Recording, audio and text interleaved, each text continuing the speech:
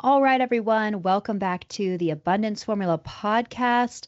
Happy Valentine's Week. I hope you guys have fun plans, whether that's just personal self care or with your family or with your children or a combination of all of those. I hope you have a great weekend. We're excited. The girls are going to have a big Valentine's weekend because they're in dance class, and their dance class is featuring where they can bring a friend for free. So both girls are going to have a little friend that gets to join them in their dance class. So they're really excited about that. And then we have our babysitter coming, and she has a daughter that's our youngest, Saylor. She's 4. She's got a daughter that's also 4, and she babysits for us in the summer. And the girls love her, and they've been missing her. And so Ken and I thought it'd be perfect to have the babysitter come with her daughter, and they can be with the girls for the afternoon, so he and I can go out on a date. So the girls are excited to have their friend and the babysitter over, and I've got some cute little Valentine's festivities for them to do and decorations and little activities that they can do that are Valentine's themed. So I think the girls are going to have a blast, and then me and my husband are excited to go and see a movie and go out to eat. So it'll be a lot of fun. So I hope you guys are going to have fun on the horizon for yourselves this weekend. Today's episode is inspired by our sweet little Sailor, our 4-year-old, our youngest. I was having one of those moments where Sailor and I were driving to pick up her big sister from school, and Sailor had been watching this TV show called Spidey and Friends that morning. So little superheroes. And so we're driving to pick up her sister from school, and she says, "Mommy, are superheroes real?" And it was the cutest thing. And I was like, I said, "Sailor, actually, superheroes are real." I was like, but it's not exactly the way that, the TV show you were watching this morning is. I was like, but there's a neat concept that when we all realize who God created us to be, our true identity, who he made us to be, when we live with that, we have different gifts that we're really good at that go with that identity. And when we live in those and we give those as the gift to the world, it really changes people's lives. And to those people, we're superheroes because those gifts that go with that identity God gave us, those are our superpowers. And when we use those superpowers for good and to help other people, we're superheroes. And she goes, "Oh, you mean I can be a superhero too?" And I was like, "Yes, you can." And it was like the coolest little conversation for her to realize that she can make an impact, and for her in her mind, she was, just thinking of a superhero in this way of, magical powers. But as we talked about that, we're like, she understood that you have God-given gifts for a reason. And I was telling her that as we talk to God and we start figuring out what those are and getting clearer on those as she gets older, we can work at those and use those more and purposefully use those to do good. And she just thought that that was the coolest thing. And she was so empowered in her 4-year-old self that she could be a superhero to somebody else. And I gave her some examples of what that could look like, or already looks like in the real world, like that it's not just about what people's jobs are. It's the identity they have in that job that's really what's making the difference, and that changes people, and to other people who that isn't their identity, they're like, that is a superpower. And she just thought that was really incredible. And so I thought this was honestly a great introduction for everyone that's listening into this whole identity discovery process, because for the last close of 2025 and into this 2026 year, I've told you guys that the theme is going to be helping us all tap into performing at our highest level, living to the fullest, creating the most abundance in our lives, and expanding and growth and expansion. Growth and expansion specifically is our theme for this year on the podcast. And so we've worked through a bunch of different steps and really come to this cornerstone of discovering your true identity as the real foundation and compass for all the other things that lead to high performance, because that is your anchor point. And, we've talked a lot about projecting and thinking ahead about who do you want to become? What does that person look like? What decisions do they make? How are they leading life? Becoming that person and being that person today. And that person is rooted and grounded in their true identity. And we've done a little bit of introductory into how to discover how to discover this true identity. I know I've told you guys about Jamie Winship, who I've become obsessed with lately, and that I discovered his works and his methodology called the Identity Method. I'm taking his courses, I've read through his books, and I've just been so intrigued by how what he teaches correlates with the therapy that I've been doing for the past 2 years, which is deeply rooted in identity. I had my therapist Arlene on the podcast a couple weeks ago, and you guys could see how and what she's talking about, what she's doing, how to work backwards in our brain to reprogram the limiting beliefs that are in there that stop us from being who God made us to be. That it's all congruent. And so I thought this was a great introduction because all that is really deep, high level stuff. And ultimately we'll go deeper on really that whole process. And like I told you guys, I'm working on trying to get Jamie on the podcast because I just have loved how he's explained it. It's things that I have heard and seen throughout my experiences with abundant, extraordinary people, like my therapist, Arlene. All these methods were tied together. I just love how he explains it. It's really great. And I love how he explains it to people who also don't believe in God. Like he explains it in a way, everyone has a true identity. And he helps people work backwards to that. But so this concept of our superpowers and being a superhero, I thought this was an introductory way to kind of help you guys start this process, but in a way that's a little less overwhelming, starting with the superpowers, because our true identity leaves clues, and these clues can be things that come naturally to us, things that we're gifted at, or our unique abilities, and we have our unique abilities we have in our circle of influence, and so there's a way to work backwards towards our true identity. And it's to picture these unique abilities as kind of like a skill within a skill within a skill. So kind of like those little Russian dolls where there's like a wooden doll, right? They're a little creepy, not gonna lie, but the little round dolls. And then when you pop one open, there's another doll inside, and you pop that one open and there's another one inside, right? So this concept of working through our unique skills or gifts that we feel like we have, and I'll give you an example of this so you can visualize it, but a skill that you have, something that comes natural or something you're drawn to naturally be, and then take it another level deeper, and then take that another level deeper. And so I'll give you an example of what that looks like. And ultimately we can work that back to an identity statement or an I am statement. And so here's an example of what that can look like. So you could say, I'm someone, I motivate people. And then you could break that down deeper to, well, what does that mean? I believe in them before they do. Okay, what does that mean? I pull out potential. And then the identity statement that could break down from that is I am an activator of potential. See how we kind of broke it down? It started as this natural gift. Oh, I'm a good motivator. I motivate people. But how could you take that deeper? Well, I motivate them because I believe in them before they do. Okay, well, but what does that do in people? What are you really doing there?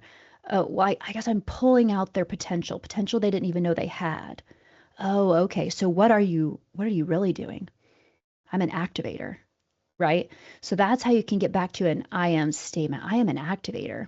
And what's neat about an I am statement or an identity statement is this is something that will transcend beyond vocation, season of your life. That's when you know you've working your way back to an identity statement. It isn't something that depends on, oh, I'm a professional athlete, because at some point that will end. Well, so then who are you then?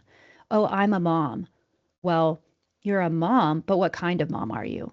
And then what does that mean? Like it still gets broken down to what is your real gift to the world? And it's not something that will then be isolated to that one space. Like there's an aspect of who you are as a mom that translates beyond just motherhood, that can be a gift to give to other people in your world besides your children.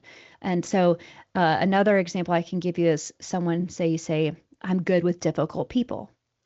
Well, what does that mean? Well, I can stay calm during intense situations. All right. So what does that mean? Well, I can think clearly under pressure. Okay. So your identity statement could be, I am clarity in chaos. So these are really interesting things. It's so cool when you can ultimately work back to an identity statement, especially whether you're a teacher with students, or you're a coach and you have a team, or you're in the workplace and you have employees, or a team you're working with within your vocation, your family unit. It's really cool when you discover what people's identities are, or even again, that's when you get used to working it back through the layers. But the reason I want to give you this tool right now is so you can just start that mental practice of working backwards through the layers. You might not find that true identity in one sitting or something, but it's the exercise of working yourself back to your true superpower and superpowers. And what's neat when you figure those out, then the way that you can be work with others is then different. So say you've got a team of employees, when you know what people's identity, like that you in your group, that you have someone whose identity is clarity and chaos, and then another person is there an activator of potential. Then amongst your team or your family or whoever, when you run into obstacles, you know who you need. We got something crazy going on up front here. Go grab Susie. She's the one who can bring clarity to chaos, or I need someone to start performing better on this team. How do I get them to step up? Okay, go get Jake because he's the one who can pull out potential in people. He's an activator of potential, right? Now, people's superpowers. You know how yourself can give back now or be used. And if you're someone who's leading, you know how to use the people you've got and how to work together as a team. I kind of explain it to, especially when it's in regards to how you can work with other people best and make a bigger difference together. As it's like thinking about, you've got a basketball team. You got to know who's the dribbler, who's the point guard. Like, you got to know what people's superpowers are. So when you run into problems, you know who you need to pass the ball to, because no one person's going to win at all the things or be the best person for the job the entire time. You got to be ready to pass the ball, and it helps to know who to pass the ball to. So this is really incredible stuff, and it's really neat too. And all the studies I've done on Jamie Winship's stuff and everything, he works with NFL coaches, he works with college basketball coaches, he works with businesses, teams, schools, all this stuff because this is really so integral, deeper than personality tests, because a personality test I have figured out is really surface. And again, the next level of this whole identity stuff is not only when you've worked through something like this, where you've worked it back, right, to an I am statement, but the deepest part of this process really is clearing out your limiting beliefs. We've talked a little bit about that in previous episodes, but clearing those out and then asking God directly who he says you are, and write down immediately the first sense of what comes to your mind. Write it all down. Don't question it. Just get it down on paper, because the key, this is how this is next level. Because oftentimes what you're going to hear will be a combination of things that you too noticed about yourself, and then things you're too scared to think about yourself. But when you just write it down, this is why the Bible says he can do abundantly beyond what you could ever ask or imagine. There's things about who you are that you haven't even seen in yourself. But once you know it, you're going to see how the breadcrumbs have been in your life. You're going to see the clues that have been left. You're going to see how that thing relates to these other superpowers you've had, but they didn't know how to tie together. It's going to be that scary thing. You were too afraid to think of yourself because you had all the limiting beliefs. That's why in this identity method that Jamie teaches, you clear the limiting beliefs first, so you have space to actually receive the real answer. And so that's the deepest level of where this goes. But with this tool I'm giving you today, this is an on-ramp. This is an on-ramp to this identity journey. It's not the whole highway. This is helping you feel like you can get started today on this process. You don't have to feel too nervous or scared, like, oh, this is such a deep thing, like, don't know if I can do it. Like, start with the superpowers, working your way back with that, and just get it as detailed as you can. But what's really cool is that this deeper layer does exist. And once you figure that out, this whole even the stuff we've always known, like these personality tests and stuff, like, you're going to figure out why. Like, this is an example for me. My dad is an industrial psychologist. So I grew up with all the personality tests, all the things, right? My Myers-Briggs is an ESFJ. I don't know how many of you know about this, but so a lot of times, especially when you're in high school and you go through some of these testing, they're trying to help you figure out what you should do with your life. And there's charts that now pop out and say, okay, so as an ESFJ, my personality goes best with these different vocations because I have these different skill sets, and here's the other personality types, and here's what they're good at, and here's what they would do best at. And I always found, like, yeah, there was certainly skill sets that were in my personality type that fit in my category. But then there were there were aspects of these other people's personalities that were the things that they should go do with their life or would do best at. And they were things I was so drawn to, but they weren't under my list. Like my list was, yeah, good leader, organized, manager, teacher. Like the teacher resonated with me and organized and like leader. But then there was stuff that my heart was drawn to that were always in the other people's categories, like personalities that were even considered polar opposites of mine, like generator, inventor, innovator, creative. Like this is all stuff that I like felt drawn to. And so then for so long, I have felt limited because when I would have an idea or something I felt called to create, then I'd be like, well, but that's not me. I'm not a generator. Or that's not me. I'm not the inventor type. I'm not the innovator. I'm not the creative, you know. Oh, and I remember even seeing CEO and like one of the other job descriptions for a different personality, but not mine. Mine was always like, you know, the manager, like maybe the highest up in a position, but not the CEO. But like that's the stuff that I wanted to be and felt called to be. And so it's so interesting as I've gone through this process of the identity method and have found my true identity that I'm absolutely doing those things and have been called to those things. My identity is world changer and facilitator of breakthroughs and guide. And it's like when I look back, I've done so much of that. And like even in the world changer part, not just like the world, but like a changer of people's world on even an individual basis, one person's world at a time. I can't tell you the really cool testimonies I've gotten through this podcast where one interview I had with someone else formed a scholarship for a medical student to pay their entire way, or you know just or things that I do in my orthotic and prosthetic job, you know, making someone a leg and now they can run and they can do sports and they can, you know, do this stuff that when their doctor told them they never walk again. Like that's changing people's world, and that has a ripple effect, you know. And so all of these things, so again, these are all things that if I just was stuck on a personality type, I would be missing so much of my actual calling, to be limited by what a personality test said my skill sets were and where I'd be best. It's like, okay, that's a guide, it's a getting started, but that's where it's super important to like, who does God say you are? The Myers-Briggs might say I'm not a generator, I'm not a creator, right? But who did God say I was? I look back to when I was younger and didn't have external opinions, hadn't taken some personality test, none of that stuff. Y'all want to know something cool? I don't remember how old I was. I'd have to ask my mom.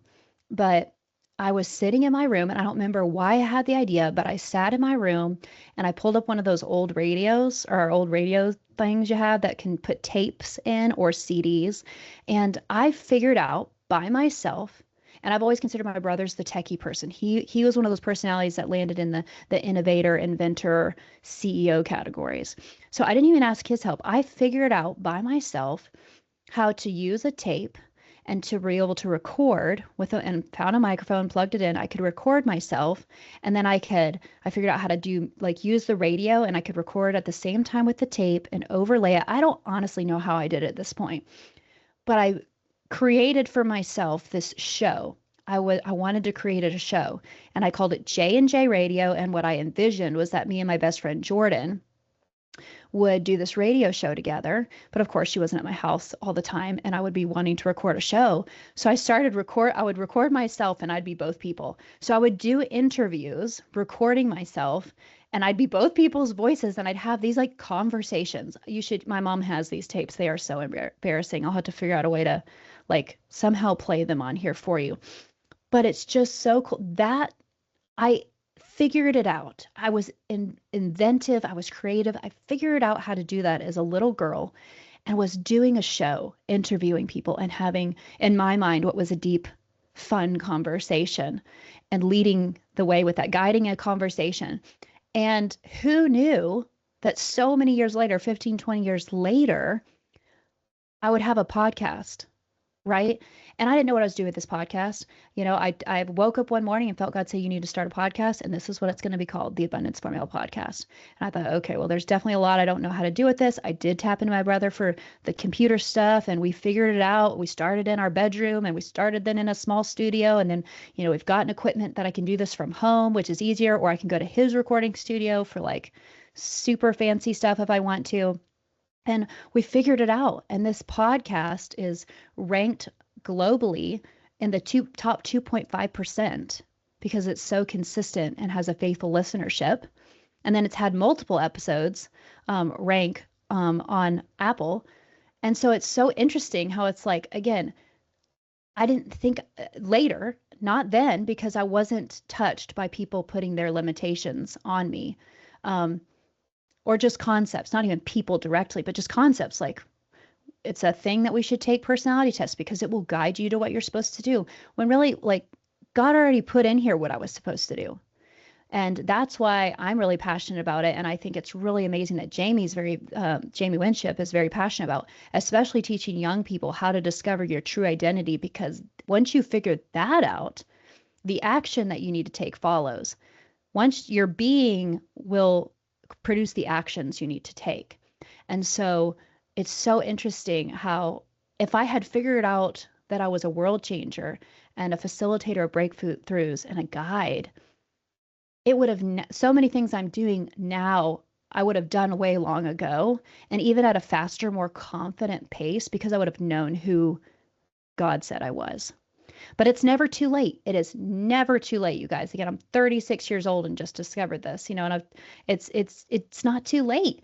And it's so freeing. What I had been living in was a constructed identity. And I did a podcast on that, like that we have false identities, constructed. The constructed identities are the ones that you can function in and have a lot of success, but it's functional, not free. And then there's the true identity. And so today isn't about fully defining your identity or getting it perfectly right. Today's episode is just about learning to pay attention to what seems to come naturally to you. And, what do people thank you for? What do you bring to a room without trying? What brings you joy, or especially when you were a child? What made you feel so joyous inside and free? Like, I can look back to remembering having so much fun sitting there figuring out how to do this radio show with myself. I wasn't worried at all about it not working out, about screwing things up, about having to do it over. I wasn't worried about any of that. I was having a ball figuring it out. And so those are clues to the real you, especially before the world has had influence or opinion on you. Those are the clues that are there. It's really cool. I've heard talks where Jamie's done these things like for different groups of like the top 1% of professionals in their arena. So they're like the best of the best. And it's so cool when he's been like, when was a time that you felt just so much pure joy and peace as a child? Like, what's the earliest thing you can think of? And like one of the world renowned architects was like, I remember playing with building blocks. And then another guy was like a top orthopedic surgeon, and he remembered this workbook he loved working on as a kid that was putting things together, right? So these are clues. He didn't know then that he'd one day be putting together joints and tendons, but it wasn't even about that. He was a connector. And that's his revelation that he had in that session with Jamie, was like, he was more than an orthopedic surgeon, because that would change at some point. That season would end, but he was a connector. And how many other areas of your life could you create impact and have empowerment if you realized what you were was not an orthopedic surgeon, but a connector of people, or a connector of, whatever that could mean, several things depending on whatever area you want to use the gift. It's a gift that expands far beyond vocation. So it's just such an interesting journey to be on. And I hope that today's tool can just help you have a starting place, and that this is a powerful starting place, noticing the impact that you already have and letting that lead you back to who you were created to be. So hopefully today could be a good introductory of just starting with the fact that you are a superhero and you have superpowers. Start working on working those backwards and breaking those down into more and more niched focused descriptions, trying to see if you can work it back to an identity statement or an I am statement, to start finding the clues to and discovering that truest identity. And like I said, when you get to a point that you feel like you are ready to, clear out your limiting beliefs and ask God himself who he says you are, and or ask unconditional love who you are really, and write those things down. This is just a really epic journey that I promise you is well worth your while. while, and it's going to make an incredible difference in your life and the life of others because somebody needs you to be their superhero. They're waiting for you to step into your power and step into your full potential. And I cannot wait to hear from you guys as you start to do this. I hope you have a great rest of your week and have a happy Valentine's Day, and I'll catch you on the next one.